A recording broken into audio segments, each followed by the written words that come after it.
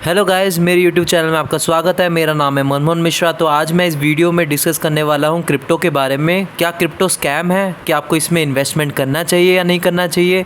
और मैं आपको इसका प्रॉपर यूज़ केस बताऊंगा। इसमें क्या इसका प्रॉपर यूज़ केस है या नहीं है कि यार सिंपली आप पैसे लगाए जा रहे हो और ये ऊपर जा रहा है और नीचे आ रहा है। तो आपको ये सब चीज़ें जानना ज़रूरी है, क्योंकि आप इन्वेस्टमेंट कर रहे हैं तो उसके ऊपर आपको रिसर्च करना सबसे पहले बहुत ज़रूरी होता है। तो चलिए इस वीडियो में आपको पहली चीज़ें बताता हूँ। तो जैसा कि आपको ये दिख रहा है, ये है बिटकॉइन। तो आपको पता है कि सबसे पहला क्रिप्टो है। तो मैं आपको ये बता दूं कि ये जो क्रिप्टो है ये क्यों आया है। सबसे पहले मैं आपको ये बता दूं, तो बेसिकली जो क्रिप्टो की जो वर्किंग प्रिंसिपल मैं आपको बता दूं, ये ब्लॉकचेन टेक्नोलॉजी में बना है। तो ब्लॉकचेन बेसिकली क्या होता है कि एनोनिमस वे में चीज़ें बनती है। मतलब जैसे कि ये ऐसी टेक्नोलॉजी है जिसमें कि आप किसी को कुछ ट्रैक नहीं कर सकते। कोई ट्रांजैक्शन हुआ है या कुछ भी हुआ है तो आप इसको कभी भी ट्रैक नहीं कर सकते और आप इसे पता भी नहीं लगा सकते कि भाई ये क्या है। तो इस चीज़ में क्या होता है कि आपकी प्राइवेसी बचती है, लेकिन इसका एक सबसे बड़ा डिसएडवांटेज है कि आपकी प्राइवेसी तो बचती है लेकिन इसमें गवर्नमेंट भी ट्रैक नहीं कर पाते। तो इसमें क्या होता है कि चीज़ें फिर लोग 2 नंबर के काम करते रहते हैं। तो ये बहुत चीज़ें ख़राब हो जाती है इसमें। लेकिन इसकी अच्छाइयाँ भी है कि आपकी प्राइवेसी बच जाती है।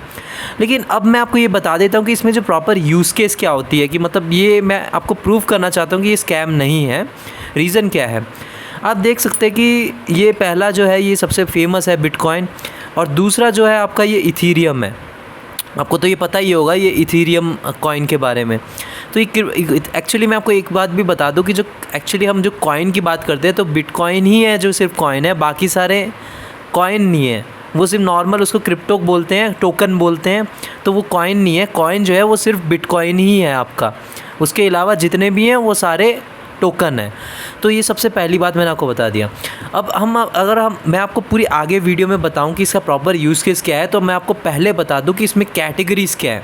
तो कैटेगरीज़ के बारे में अगर हम बात करें तो इसमें बहुत सारी कैटेगरीज़ हैं। जैसे कि आपको पता होगा कि पहला जो कैटेगरीज़ का है वो है मेटावर्स के बारे में आपने सुना होगा। जैसे कि सैंडबॉक्स हो गया, डिसेंट्रलैंड हो गया। आपने अब देख रहे होंगे कि जब आप फेसबुक खोलते हैं या व्हाट्सएप खोलते हैं तो उसमें एक मेटा नाम का लिखा आता है। वो फेसबुक ने क्यों रखा है? क्योंकि अभी जो हम सब पूरे वर्ल्ड में जो कनेक्शन बना रहे हैं वो कैसे बना रहे हैं, तो आप देखते हैं कि वो जो कनेक्शन बन रहा है थ्रू चैटिंग के थ्रू बन रहा है या कॉलिंग के थ्रू बन रहा है। वॉइस कॉल कर देते हैं, वीडियो कॉल कर देते हैं। लेकिन कभी आपने सोचा कि वर्चुअली आप किसी के साथ कनेक्ट हो सकते हैं? मतलब आप उससे फील कर सकते हैं उसे। मतलब एक वर्चुअल वर्ल्ड होगा, उसमें आपका एक वर्चुअल कैरेक्टर होगा और आपके जो दोस्त हैं उनका भी एक वर्चुअल कैरेक्टर होगा, और आप उनके साथ टहल सकते हैं, जा सकते हैं, घूम सकते हैं। वहाँ पे वर्चुअली आप कनेक्ट हो सकते हैं। तो ये जो मेन फंडामेंटल है ना, ये जो चीज़ जो है ना, उसी पे ही मेटा काम कर रहा है। तो ये जो अभी आगे का है, जो ये फेसबुक का प्रोजेक्ट है और आगे ये चलेगा भी और बढ़ेगा भी। तो अभी आप देख रहे हैं कि जैसे सैंडबॉक्स हो गया, डिसेंट्रलैंड हो गया, ये दोनों क्रिप्टो अभी उस पर ही काम कर रहे हैं और बहुत फेमस है। और इसके अलावा भी ये लोग वर्चुअल जब आ जाते हैं तो गेमिंग तो आ ही जाता है। जैसे आप पबजी देख रहे हैं तो वो तो सब वर्चुअल वर्ल्ड है ना, तो उसमें वो गेमिंग का ही आ जाता है। तो ये पॉसिबल है। जब पबजी आ गया, अब आप देख लीजिए 5-10 साल पहले आपने कभी इमेजिन किया था कि यार GTA वाई सिटी हो गया जो ओपन वर्ल्ड गेम है, या फिर आप अपना ये पबजी हो गया, ऐसे गेम आप मोबाइल में भी खेल सकते हैं। लेकिन ये पॉसिबल हुआ ना, तो वैसे ही वो भी पॉसिबल है और 5-10 साल में आ जाएगा। तो जब वो 5-10 साल में वो आएगा तो उसका सैंडबॉक्स हो गया या डिसेंट्रलैंड हो गया, जिसके साथ टाई अप हुआ होगा दूसरे सोशल मीडिया प्लेटफॉर्म के साथ, तो वो कॉइन भी ऊपर जाएगा, क्योंकि हम उसको एज ए टोकन यूज़ करेंगे एक्सचेंज करने के लिए। आपने अभी रिसेंटली न्यूज़ में भी सुना होगा, जो सैमसंग है उसने अभी लैंड ख़रीदा है, वर्चुअल लैंड ख़रीदा है। तो बेसिकली आप देख सकते हैं कि इसका जो प्रिंसिपल है ना, मतलब इसका जो फंडामेंटल है बहुत स्ट्रॉन्ग है। तो आप अगर इन्वेस्ट करें तो फंडामेंटल देख के इन्वेस्ट करें। तो अब दूसरी चीज़ें मैं आपको बता दूं, ये एक कैटेगरी हो गया। अब दूसरा कैटेगरी हो गया AI। आपको पता है आर्टिफिशियल इंटेलिजेंस। तो AI क्या है? आर्टिफिशियल इंटेलिजेंस अभी तो वही ये बूम है। आर्टिफिशियल इंटेलिजेंस बूम कर रहा है। आप देख लीजिए अभी जो IT में है, आर्टिफिशियल इंटेलिजेंस हो गया, आपका ब्लॉकचेन टेक्नोलॉजी हो गया, आपका मशीन लर्निंग हो गया, तो ये सारे बूम कर रहे हैं। तो आगे ये पक्का बढ़ेंगे। तो आप पक्का इस पर, तो इसका तो कोई ये नहीं है कि भाई मतलब नीचे जा रहा है, मतलब ये कोई काम का नहीं है, ये इसका कोई आगे फ्यूचर नहीं है। हाँ, अब आप सोच रहे हो कि यार ये आर्टिफिशियल इंटेलिजेंस और ये क्रिप्टो कनेक्टेड क्या है। देखो, हम फ्यूचर में जब इनका कोई प्रोजेक्ट आ रहा है ना, ये जो चीज़ें कर रहे हैं, हम इनके टोकन फ्यूचर में यूज़ करेंगे as a medium of exchange. मतलब जैसे कि मैंने आपको एग्जांपल अभी दिया सैंडबॉक्स, डिसेंट्रलैंड, जो वर्चुअल जो कॉइन्स है, उसमें वर्चुअल लैंड में हमारा मीटअप हो सकता है। तो उसमें क्या होगा कि अगर आपको कोई वर्चुअल लैंड चाहिए जिसमें कि आप वहाँ पे घूम सको, मतलब कुछ अपनी चीज़ें कर सको, तो उसको आप वो टोकन यूज़ कर सकते हो as a medium of exchange. तो वैसे ही इसमें आर्टिफिशियल इंटेलिजेंस में भी वही यूज़ होगा। अगर कोई आप आर्टिफिशियल इंटेलिजेंस का डिवाइस खरीदोगे तो इस टोकन को आप एक्सचेंज कर सकते हो, मतलब उस टोकन की कुछ वैल्यू होगी जिसको आप as a medium of exchange use कर सकते हो। तो कितनी अच्छी चीज़ है, आप सोचिए। तो अब ये हो गई आर्टिफिशियल इंटेलिजेंस की चीज़। लेकिन प्रॉब्लम क्या है कि आर्टिफिशियल इंटेलिजेंस का ना अभी कुछ आई है fetch.ai और भी कई कुछ चीज़ें हैं जो अभी ज़्यादा फेमस नहीं हो रखा है। तो ये फेमस होगा तो आगे बहुत अच्छा बढ़ेगा। तो जब फेमस होगा तो अभी मैं इसलिए कह रहा हूँ कि मतलब वोलेटाइल, देखिए अभी रिस्की तो हर चीज़ है, क्योंकि इसमें कोई रेगुलेशन नहीं आया है। मतलब कोई गवर्नमेंट भी रेगुलेट नहीं कर रहा है, तो कोई प्राइवेट सेक्टर भी रेगुलेट नहीं कर रहा है। तो मतलब ये चीज़ें ऐसे ही पंप एंड डंप हो रहा है। तो चीज़ें अभी हैं, लेकिन प्रॉब्लम है कि अभी आर्टिफिशियल इंटेलिजेंस तो एकदम यंग है, तो उसका क्रिप्टो पे ज़्यादा मुझे कोई भरोसा नहीं है। अब तीसरे कैटेगरी की बात करें, वेब3 यार ये तो बहुत तगड़ी चीज़ है। ये चीज़ तो अभी आगे बढ़ेगी ही बढ़ेगी।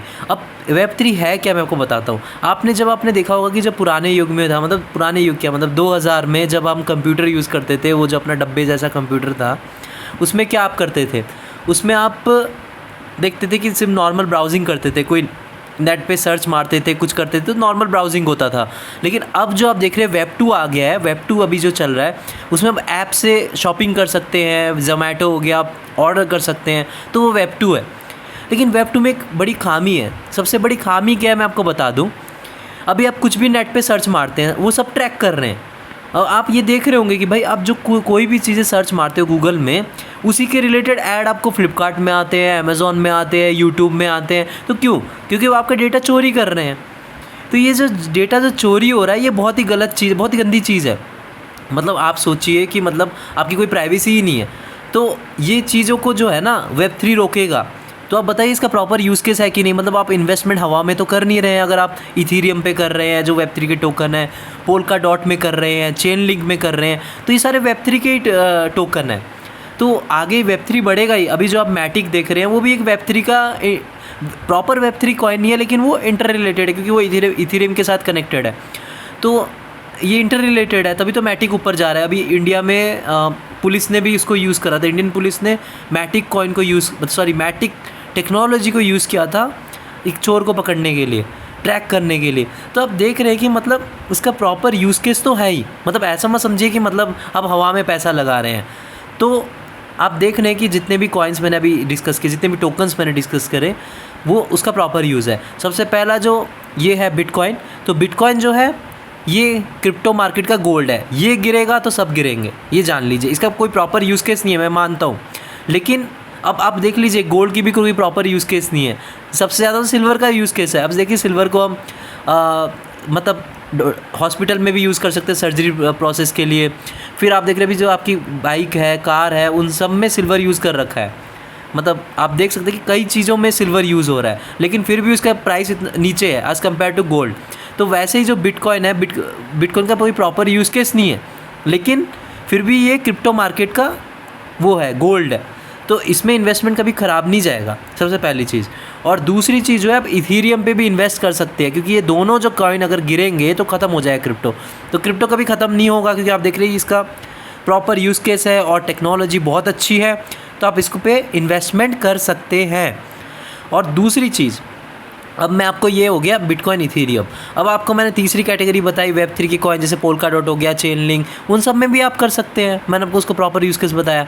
फिर मेटा के बारे में बताया। अब उसके अलावा भी बहुत सारी कैटेगरीज़ है, एआई के बारे में बताया, बहुत सारी कैटेगरीज़ है, मैं आपको दूसरी वीडियोज़ में बताऊँगा। तो इसमें ओवरऑल मैं आपको बता दूँ कि क्रिप्टो स्कैम नहीं है। अगर आप इसको इन्वेस्टमेंट के तौर पे देखेंगे, लॉन्ग टर्म के देखेंगे, तो आप इसमें इन्वेस्टमेंट कर सकते हैं। और अच्छा कोई प्लेटफॉर्म देख के इन्वेस्टमेंट करें, और अपने हार्डवेयर वॉलेट हो गया या फिर सॉफ्टवेयर वॉलेट में उसको संभाल के रखें।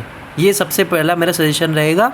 और लॉन्ग टर्म की सोचिए, और मेन अच्छे कॉइन में या टोकन में आप इन्वेस्ट करिए। ये नहीं कि कोई भी उठा लिया जो आप सोचे कि यार और शिबा इनू जैसे हो गया, वैसे मैं उस पर भरोसा नहीं रखता, लेकिन फिर भी आगे बढ़ने के चांसेस है अगर प्रोजेक्ट आगे आएंगे। तो मेरे चैनल को सब्सक्राइब ज़रूर करिएगा, मैं ऐसे वीडियो लाता रहूँगा। Thank you.